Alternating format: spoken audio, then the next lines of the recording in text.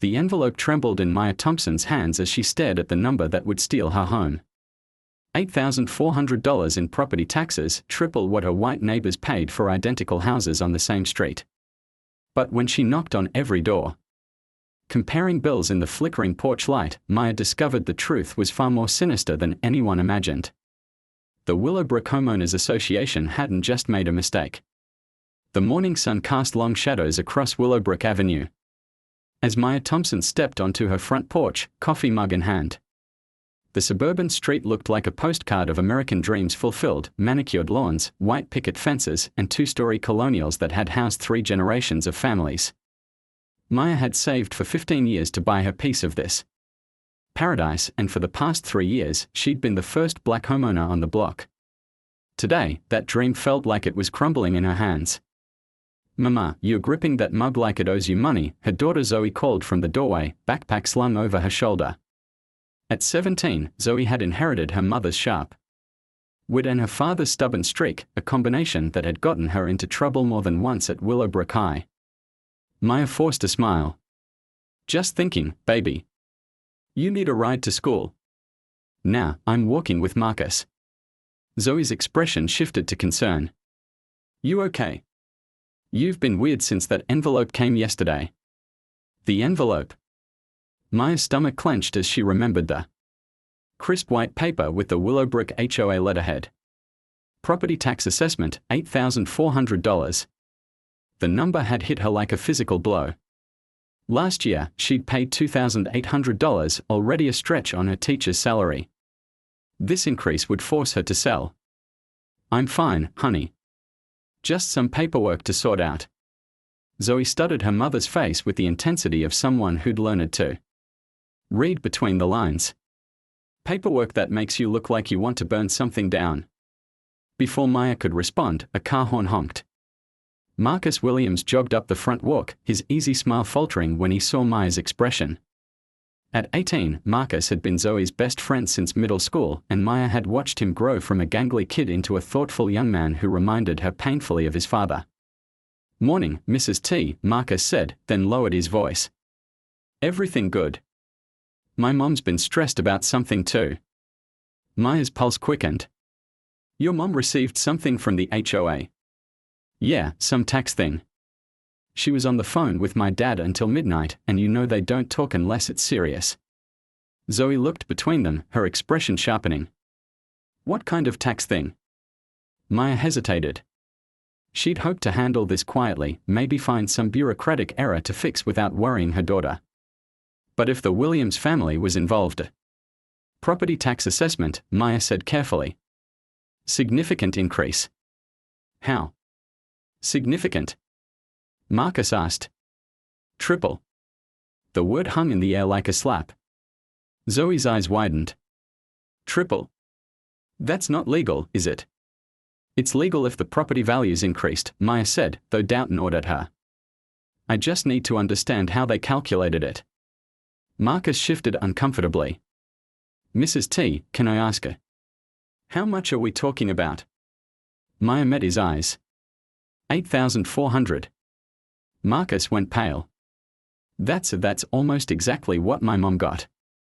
The coffee mug slipped from Maya's fingers, shattering on the porch steps. Hot liquid splashed across her shoes, but she barely noticed. 2 black families. 2 identical assessments. The coincidence felt like a noose tightening around her throat. "That's impossible," Zoe said, but her voice lacked conviction. Maya's mind raced. The Hendersons 3 houses down, were they black?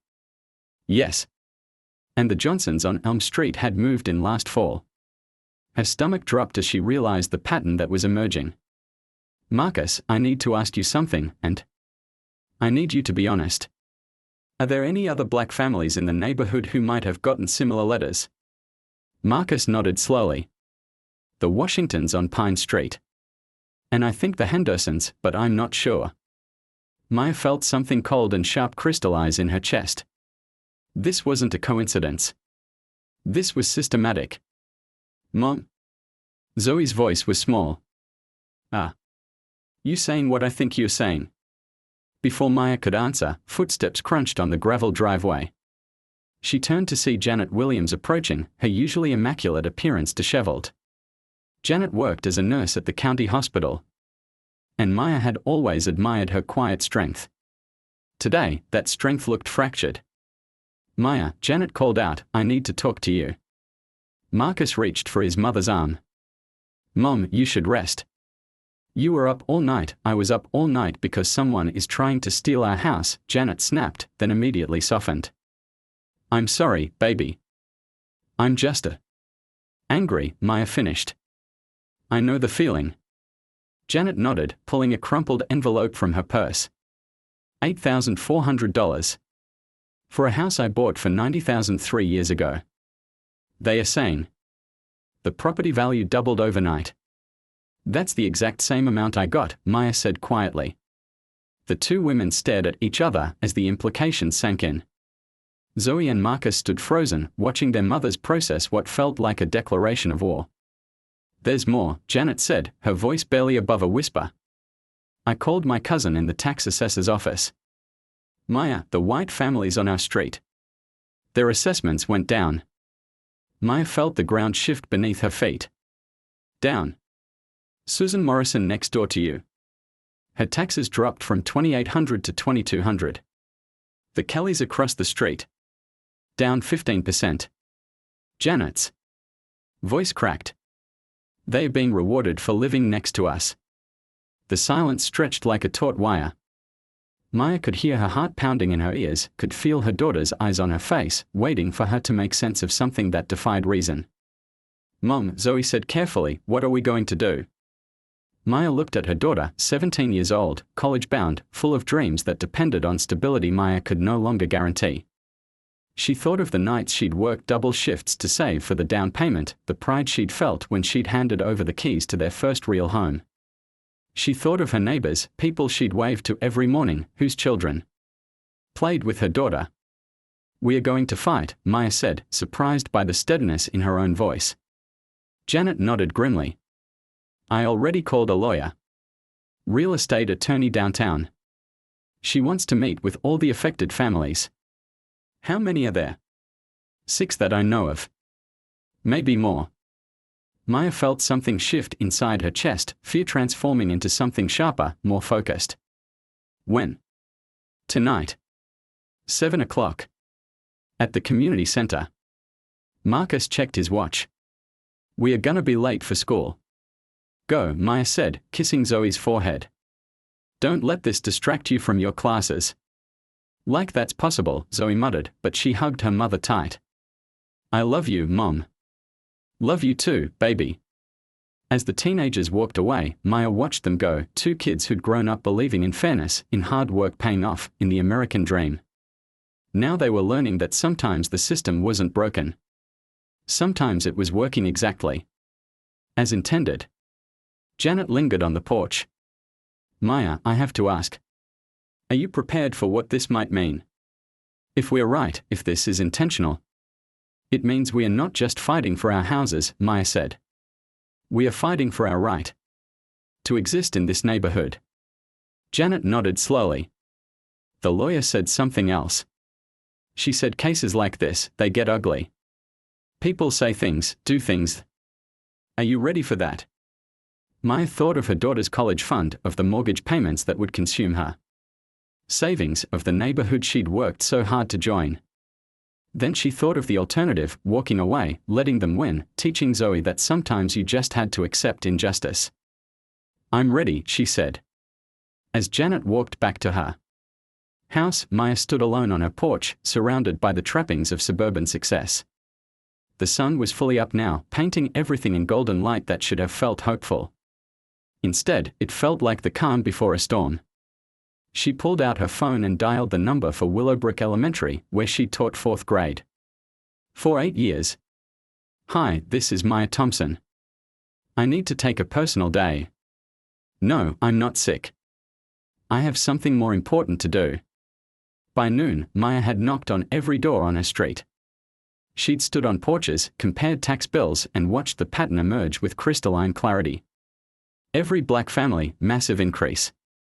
Every white family, decrease or no change. The precision was almost beautiful in its cruelty. She'd also learned something else. The Willowbrook Homeowners Association had a new president as of last month.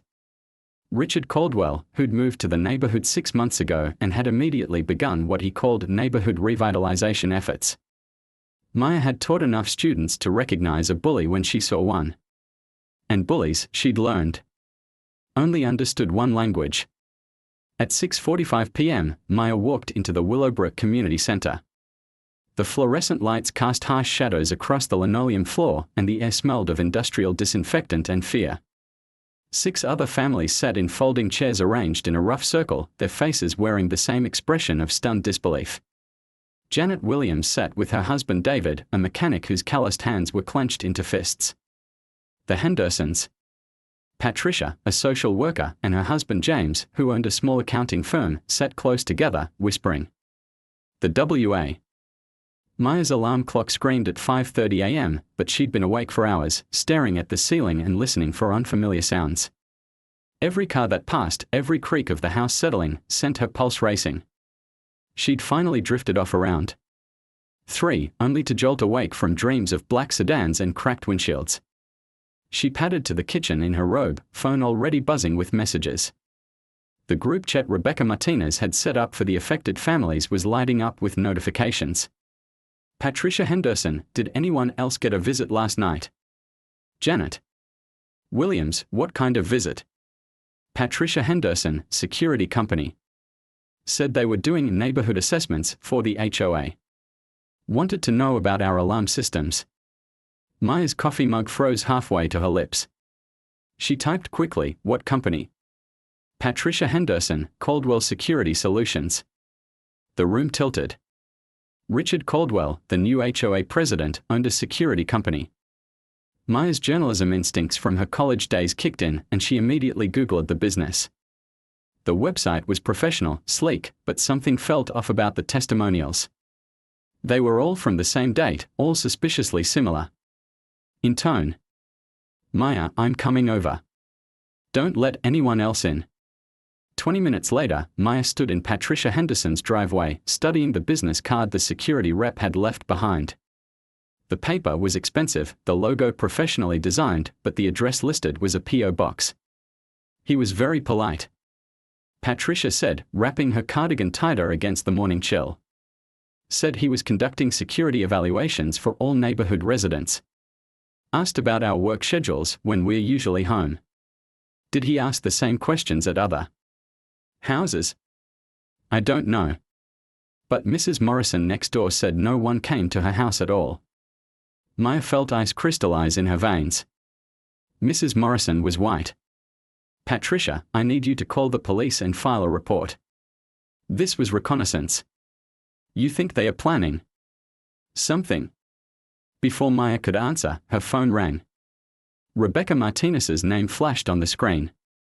Maya, thank God. I've been trying to reach you. We have a problem. What kind of problem? The emergency injunction was denied. The judge said the tax assessments appear to be legitimate based on recent comparable sales in the area. Maya's knees nearly buckled. What comparable sales? That's the thing. There have been 3 sales in the past month, all to the same buyer. All black-owned homes. All purchased at significantly above market value. Who's the buyer? Willowbrook Development LLC. I'm trying to trace the ownership structure, but it's buried under several shell companies. Maya closed her eyes, feeling the noose tighten. They are manufacturing the market values to justify the tax increases. That's my theory. But proving it will take time we don't have. How long? The first tax payment is due in 6 weeks. If we can't get an extension or find grounds for appeal, we lose our homes. Maya, there's something else. I had a contact at the assessor's office pull the records. The comparable sales. They happened the same week Richard Caldwell was elected HOA president. Maya ended the call and found Patricia watching her with growing alarm. How bad is it? Patricia asked. Bad enough that I need to see those comparable sales myself. And Hour later, Maya stood in front of 247 Elm Street, a modest colonial identical to her own. The sold sign still sat in the front yard, but the house looked abandoned. Windows were dark, no car in the driveway, no signs of life. She walked around back, peering through windows. The house was empty, not just of people, but of furniture, personal belongings, anything that suggested someone had ever lived there. Her phone buzzed with a text from an unknown number: "Stop digging or you'll find more than you bargained for." Maya's hand shook as she screenshot the message. She was about to call Rebecca when she heard footsteps on the gravel behind her. "Can I help you with something?" Maya spun around to find a tall man in his 50s, wearing a Willowbrook security jacket. He had the build of an ex-cop and the cold eyes of someone comfortable with intimidation. "I'm just looking at the house," Maya said, trying to keep her voice steady. "This is private property. You need to leave." "It's not private property. It's for sale. It's sold to Willowbrook Development. I'm the security coordinator for the company." He stepped closer. "I'm going to need to see some identification." Maya backed toward her car. "I don't have to show you anything.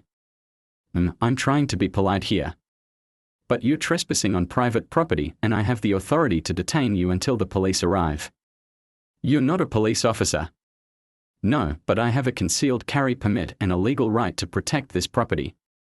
He pulled back his jacket slightly, revealing a holster. "So let's try this again. Identification, please." Maya's fight-or-flight response screamed flight. She fumbled for her car keys, hands shaking so badly she could barely grip them. "I'm leaving." "That's probably best. For everyone involved." As Maya drove away, she checked her rearview mirror. The security guard was writing down her license plate number. By the time she reached home, her phone was ringing again. This time it was Janet Williams and she sounded panicked. "Maya, they fired David." "What? Who fired David?" "The garage where he's worked for 12 years. They said he was being terminated for performance issues." Janet's voice cracked. "Maya, his performance reviews have been excellent. He's been Employee of the Month 6 times." Maya felt the ground shifting beneath her feet again. "When did this happen?" "This morning. An hour after he left for work." "Janet, who owns the garage?" "It's a local chain. 3 locations. The owner's name is..." Maya heard papers rustling. "Frank Morrison." Maya's blood turned to ice. "Morrison? As in Susan Morrison, my next-door neighbor?" "Oh. I don't know. Maybe. Why?" "I'll call you back." Maya hung up and immediately dialed Rebecca Martinez. The lawyer answered on the first ring. "Rebecca, I need you to research connections between the families being targeted and local businesses. I think they are trying to destroy us financially before the tax deadline." "Maya, what's happened?" Maya told her about the security guard, the empty house, and David Williams' termination. With each detail, she could hear Rebecca's breathing grow more rapid. "This is escalating faster than I expected," Rebecca said. "Maya, I need you to be very careful. Document everything, but don't investigate alone. These people are more organized than we thought." "How organized?" "I've been digging into Willowbrook Development LLC. The shell companies trace back to a regional consortium that's been buying up properties in diverse neighborhoods across 3 counties. This isn't just about your street, Maya. This is systematic." Maya felt dizzy. "How many neighborhoods?" "At least 12 that I've identified. Same pattern every time.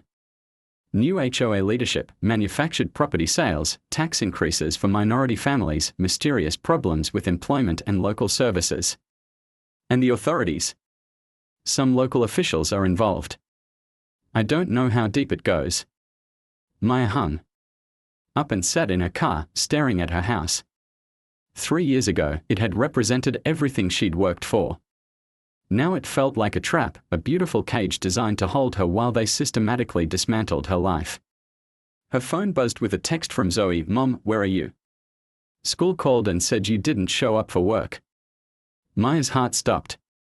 She'd been so focused on the crisis that she'd forgotten to call in sick. She dialed the school immediately. Maya? Principal Johnson's voice was strained. We need to talk. Can you come in? Of course. Is everything okay? We'll discuss it when you get here. 30 minutes later, Maya sat in the principal's office, staring at a folder marked confidential on the desk between them. Principal Johnson, a woman Maya had worked with for 8 years, looked uncomfortable. Maya, I'm going to be direct. We've received some concerns about your situation. What situation? The legal troubles you're involved in. The board is concerned about potential disruptions to the school environment. Maya felt her world tilt. What legal troubles? I'm fighting discriminatory tax assessments. That's not how it was presented to us. Johnson opened the folder. We received a report that you're involved in a frivolous lawsuit that could damage the school's reputation. There are also concerns about your stability. My stability? There was an incident yesterday. You were seen arguing with a security guard, behaving erratically. Someone reported that you seemed to be stalking a property. Maya's vision blurred with rage. I was investigating a house sale that's being used to justify stealing my home. Maya, I want to help you, but the board is considering placing you on administrative leave pending a full investigation. You're suspending me. Not suspending. Administrative leave. With pay. Until this legal matter is resolved. Maya stood up, her chair scraping against the floor. Who reported this? Who told you I was stalking someone? Johnson hesitated. I can't reveal the source of the complaint. Was it someone from the HOA? Someone named Morrison? Maya, I think you should go home. Rest. Let your lawyer handle this legal matter. Maya walked out of the school in a daze. In less than 48 hours, she'd gone from respected teacher to suspected troublemaker. The efficiency of it was breathtaking. She drove home to find Zoe waiting on the porch, her face tight with worry. Mom, what's happening? Why didn't you go to work? Maya pulled her daughter into a hug. Baby, we need to talk. They sat in the L. Maya's fingers flew across the keyboard at 3 a.m., her kitchen table transformed into a war room. Legal pads covered in handwritten notes, printed property records, and screenshots of social media posts created a mosaic of evidence. The coffee maker had been running for hours, fueling her descent into investigative obsession. She'd spent the past week following Rebecca Martinez's advice about documenting everything, but tonight she was doing something else entirely. Tonight, she was building dossiers on her enemies. Richard Caldwell's face stared back at her from her laptop screen. His LinkedIn profile painted him as a successful security consultant, but Maya had learned to read between the lines. She'd found his bankruptcy filing from 5 years ago, his messy divorce, his pattern of moving from city to city every few years. Most interesting was a news article from Ohio about a discrimination lawsuit against a property management company he'd worked for. The case had been settled out of court. Maya made another note, serial offender. Has done this before. Her phone buzzed with a message from an unknown number, stop digging or your daughter pays the price. Maya stared at the screen, feeling something crystallize in her chest. They'd made a fatal mistake. Threatening Zoe had just transformed Maya from a defensive player into something infinitely more dangerous. She screenshot the message and added it to a growing file, then typed back, try me. 20 minutes later, her doorbell rang. Maya peered through the peephole to see a young woman with short auburn hair and tired eyes, holding a thick messenger bag. Miss Thompson. I'm Sarah Chen. Rebecca Martinez sent me. Maya opened the door cautiously. The journalist. Investigative reporter. And I have information you need to see. They sat at Maya's kitchen table, surrounded by the detritus of her late-night research session. Sarah spread out a map marked with colored pens. Red pins are neighborhoods where this has happened, Sarah said. Blue pins are where it's happening now. Yellow pins are where it's about to happen. Maya counted the pins. There had to be over 30. This is happening everywhere. 14 states. Always the same pattern. New HOA leadership, manufactured property sales, targeted tax increases. But Maya, what makes your case special is that you're fighting back. Most families just move. What happens to the neighborhoods after people move? Sarah's expression darkened. The properties get bought up by shell companies, renovated minimally, then sold to white families at market rates. Instant resegregation. How do they get away with it? Local corruption. Campaign contributions. The occasional bribe. Sarah pulled out a tablet. But they made a mistake in Willowbrook. They got greedy. Sarah showed Maya a series of financial documents. Richard Caldwell's security company received a $200,000 contract from the county 3 months ago. Guess who approved it? Maya stuttered. The signature. County Commissioner Frank Morrison. Susan Morrison's husband. The woman who lives next door to you. Maya felt the pieces clicking together like a lock opening. They are all connected. More than that. Frank Morrison sits on the board of 3 other companies that have benefited from these neighborhood revitalization projects. This isn't just discrimination, Maya. It's organized fraud. Can we prove it? Sarah smiled grimly. We can if you're willing to do something that might be technically illegal. Maya thought of the threat against Zoe, of David Williams' lost job, of her own forced leave from teaching. What did you have in mind? Caldwell's security company is having their annual employee meeting tomorrow night. Private event at the Marriott downtown. I have reason to believe they'll be discussing their expansion plans. You want to bug the meeting? I want to attend the meeting. As a potential client interested in their property management services. Maya stared at the map, at all those pins representing families driven from their homes. What do you need from me? I need someone who can get me into that hotel. Someone with access. Maya's mind raced. Then she remembered. My cousin Marcus works in hotel management downtown. He might be able to help. Good. But Maya, if we do this, there's no going back. These people will know we're actively working against them. Maya thought of Zoe upstairs, trying to sleep. While her world fell apart around her. They already know. The next evening, Maya sat in her car across from the Marriott, watching Sarah walk through the revolving doors. Her cousin Marcus had come through, providing Sarah with a catering uniform and access card. The plan was simple: Sarah would serve drinks at the meeting while recording everything. Maya's phone buzzed with updates. Sarah, in position. Meeting. Starts in 10. Sarah, 15 men in suits. Caldwell presenting now. Sarah, holy shit. They are planning 6 more neighborhoods. Including Riverside Elementary District. Maya's blood went cold. Riverside Elementary was where most of her colleagues lived. This wasn't just about her neighborhood anymore. Sarah, getting specifics on shell companies. This is bigger than we thought. 30 minutes passed. Then an hour. Maya's anxiety spiked when Sarah's messages stopped coming. At 9:47 p.m., her phone rang. Sarah's number. Maya, I'm blown.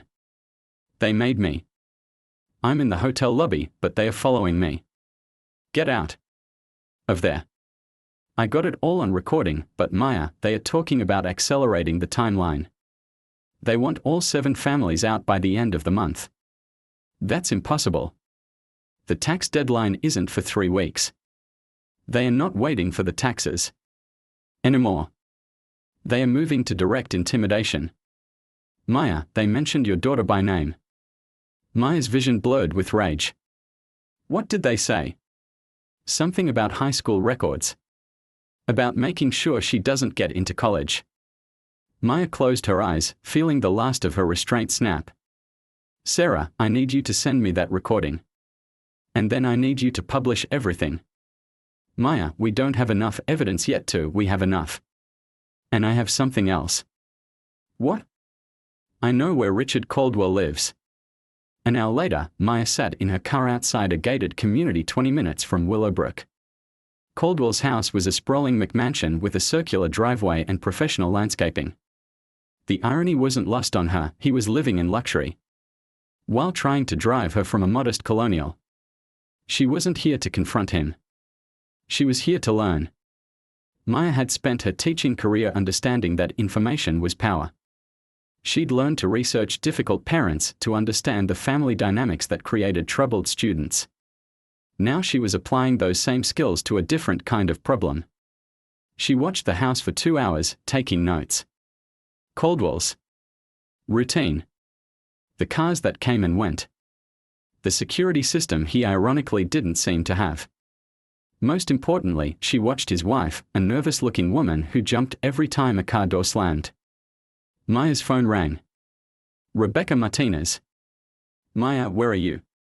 I've been trying to reach you. Doing research. Maya, I need you to listen to me carefully. I just got off the phone with Sarah Chen. What you're planning is dangerous. You don't know what I'm planning. I know you well enough. Maya, we have legal options. The recording Sarah made won't be admissible in court because she obtained it illegally. Rebecca was quiet for a moment. How do you know that? Because I've been researching more than just property records. I've been studying law, evidence, rules, precedent cases. Maya watched Caldwell's silhouette move past a window. Rebecca, the legal system is designed to protect people like Caldwell. It's not designed to protect people like me. Maya, please don't do anything stupid. I won't do anything stupid. But I might do something necessary. Maya hung up and drove home. Zoe was waiting in the kitchen, her homework spread across the table that had become Maya's command center. Mom, we need to talk. Maya sat down across from her daughter. What's wrong? I know what you're planning. Maya's heart stopped. Zoe, I heard you on the phone. And I saw your research. Zoe gestured at the papers scattered around them. You're going after Caldwell directly. Baby, this isn't your fight. Like hell it isn't. Zoe's voice was steady, determined. Mom, they are destroying our lives. They threaten me. They are trying to keep me out of college. This is absolutely my fight. Maya studied her daughter's face, seeing herself reflected there. What are you saying? I'm saying you taught me that bullies only understand one language. And I'm saying that I want to help you speak it. Zoe, this could get dangerous. More dangerous than letting them win. Maya thought of all the families on Sarah's map, all the homes lost, all the dreams destroyed. She thought of her colleagues who would be next, who didn't even know they were being targeted. What did you have in mind? Zoe pulled out her laptop. I know things about these people that you don't. Their kids go to my school. They post everything on social media. They think they are untouchable. She showed Maya a series of Instagram posts. Richard Caldwell's teenage son bragging about his father's business deals. Frank Morrison's daughter posting photos from expensive vacations paid for with what Maya now knew was fraud money. Susan Morrison's son sharing videos of the family's new boat. They are documenting their own crimes, Zoe said. They are so arrogant they don't even realize they are confessing. Maya stared at the screen. How do we use this? We don't just expose the parents, Mom. We expose the whole family. We show the community exactly where this money is coming from. Zoe, that's brilliant. Ruthless. Everything they've been doing to us. Maya nodded. The Willowbrook Fall Festival dawned crisp and bright, with the kind of perfect October weather that made suburban communities feel blessed. Maya stood in the high school parking lot at 6 a.m., watching volunteers set up booths for what had always been the county's most beloved annual tradition. Families from 6 towns would descend on the festival grounds, drawn by pumpkin contests, local band performances, and the promise of community togetherness. Today, that togetherness was about to be shattered. "Mom, you look like you're about to throw up," Zoe said, wheeling a cart of supplies toward their assigned booth space. Maya managed a weak smile. "Just nervous." "Good nervous or bad nervous?" "Terrifying nervous." Their booth, officially registered as Willowbrook Students for Community Justice, sat strategically between the PDA bake sale and the Lions Club. Dunking booth. Maya had insisted on maximum visibility. If they were going to destroy the comfortable illusions of this community, they needed an audience. Sarah Chen arrived 30 minutes later, looking professionally casual in jeans and a blazer, her camera equipment disguised in a worn messenger bag. She surveyed their setup with approval: poster boards displaying property tax documents, laptops ready to stream recorded evidence, and a simple banner reading, "Know Your Neighbors, a community conversation." "Subtle," Sarah said. "I like it." "My daughter's idea," Maya replied, watching Zoe arrange printouts with military precision. She said people need to discover the truth themselves, not have it forced on them. "Smart kid." Maya felt a surge of pride mixed with terror. In 3 hours, the festival would open to the public. In 3 hours, Richard Caldwell and his conspirators would discover that their victims had become hunters.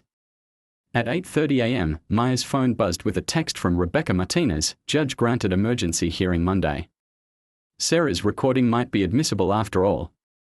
You might want to consider backing down today." Maya showed the message to Zoe, who read it and shook her head firmly. "No way. Monday's too late. By Monday, they'll have destroyed more evidence, intimidated more people." Zoe gestured toward the festival grounds filling with families. "These people deserve to know today." Sarah looked up from her equipment. "Maya, your daughter's right. The legal system moves at glacial speed.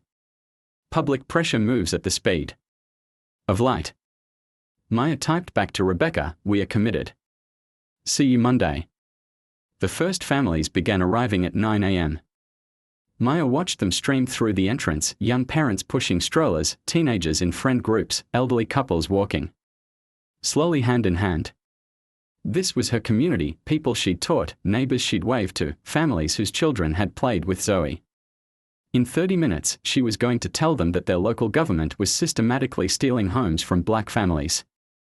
Maya Thompson. Maya turned to find Susan Morrison approaching, her usual perfect composure replaced by barely concealed panic. Behind her walked Richard Caldwell, his jaw set in a grim line. "Richard," Maya said evenly. "Susan.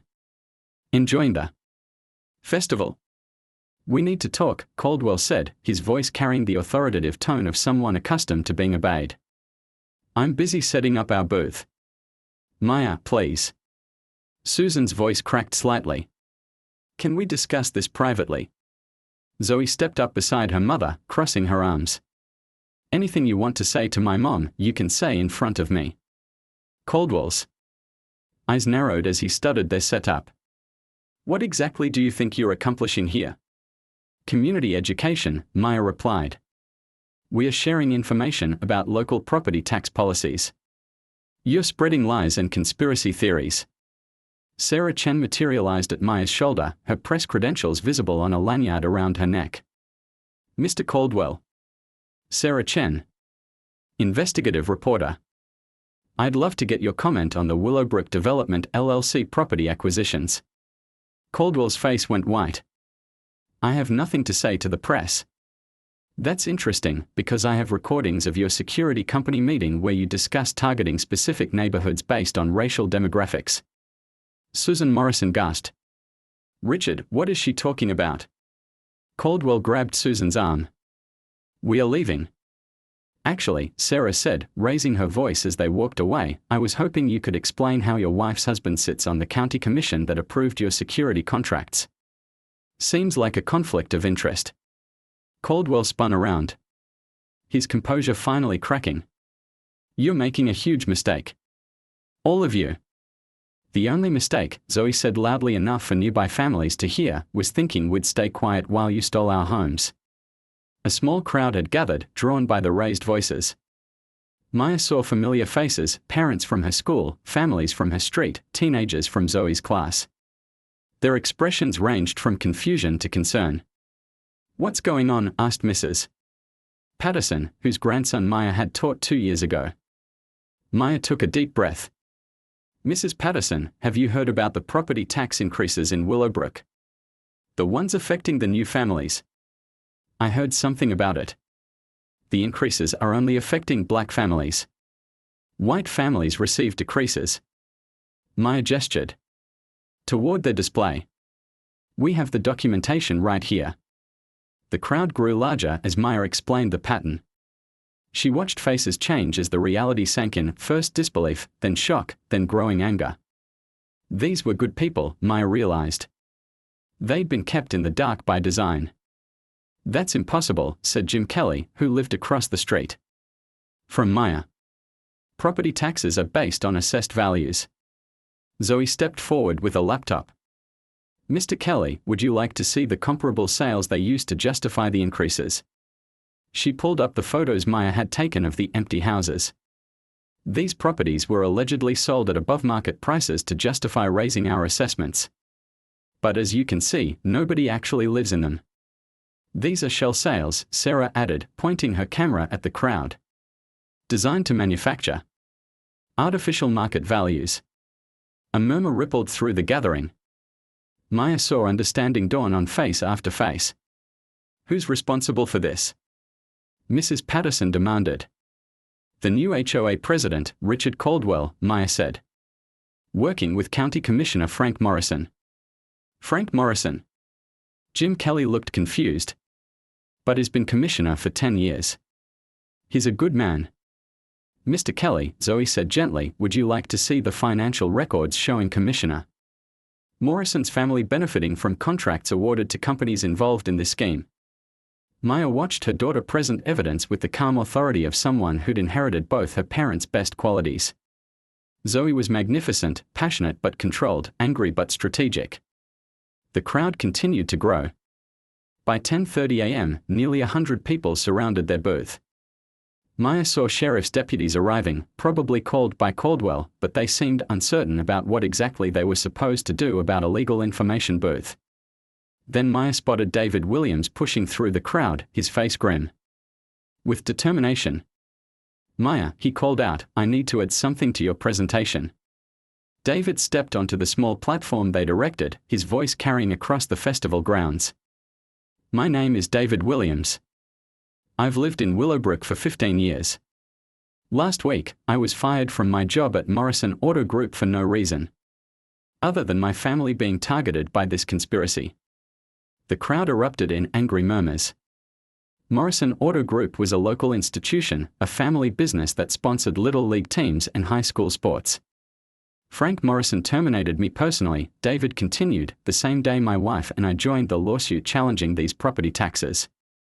That's not a coincidence. David, that's not true. Maya turned to see Frank Morrison himself pushing through the crowd, his face red with indignation. He was a large man who'd played football in high school and still carried himself like he expected respect. Frank, David said calmly, are you calling me a liar? I'm saying you were terminated for legitimate performance issues. Zoe stepped forward with another laptop. Commissioner Morrison, would you like to see the employee reviews that show Mr. Williams receiving excellent ratings for 12 consecutive years? Morrison's confidence faltered slightly. Personnel matters are confidential. Not when they are part of a pattern of retaliation, Sarah said, her camera rolling.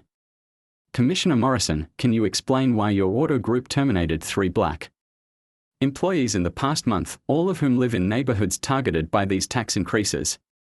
The crowd's murmur grew louder, angrier. Maya saw neighbors looking at each other with dawning realization. This wasn't just about property taxes. This was about systematic economic warfare designed to drive black families from their community.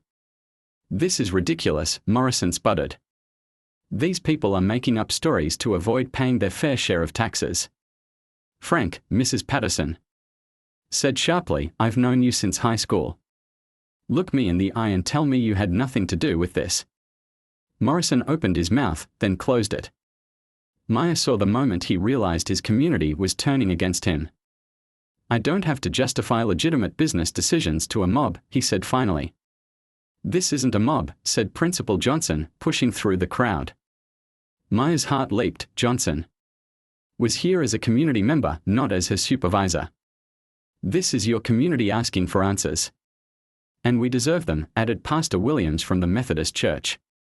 "Frank, if what these people are saying is true, you've